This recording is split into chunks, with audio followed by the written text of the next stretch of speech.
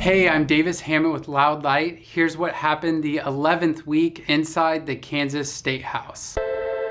There are several bills moving through the legislature related to abortion, ranging from a total ban on abortion to more indirect efforts like funneling more tax dollars to anti-abortion pregnancy centers. House and Senate committees both heard proposals to make a new felony crime of abortion coercion.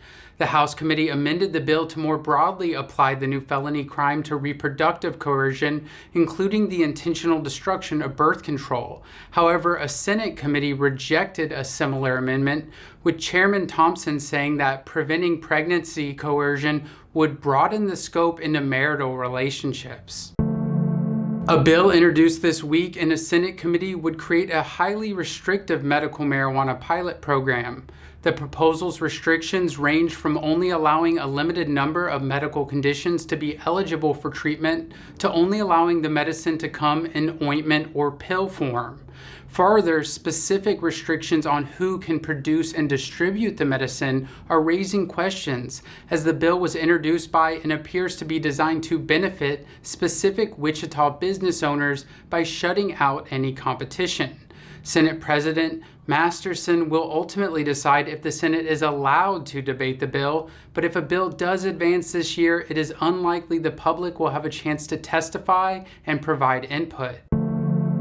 For the first time in 4 years, the legislature heard bills to expand Medicaid in both the House and Senate on Wednesday. There were over 900 pieces of proponent testimony, polls showing overwhelming public support for the policy, and the rooms were packed with Medicaid expansion supporters. Yet the next day, all Republicans on the House committee voted to stop the bill from advancing, which blocks the House from being allowed to debate the bill.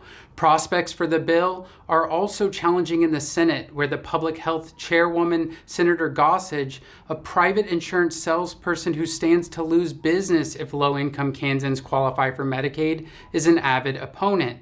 Kansas remains one of the few states in the nation that refuses billions of dollars in aid aimed at helping poor Americans access care and keeping rural hospitals open.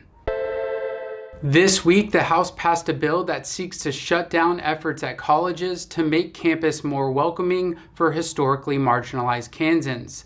The bill would prohibit and create penalties for public, technical, and community colleges that ask questions about diversity, equity, and inclusion and related topics during the hiring and student admission process. The bill would give Attorney General Chris Kobach the power to investigate colleges that are accused of violating the law. The bill raises free speech concerns, and the Attorney General's office has stated the state would likely face free speech legal challenges if passed. Last week, the Senate passed another bill trying to establish a flat income tax, but instead of the House taking the flat tax up again, House Republicans abandoned the single rate proposal and introduced a dual rate proposal. Kansas has attempted a two-rate income tax a couple times, but has always abandoned the policy after ensuing budget shortfalls. The House Republican proposal includes other provisions similar to the governor's tax cut proposal, but it remains unclear how much traction the bill has.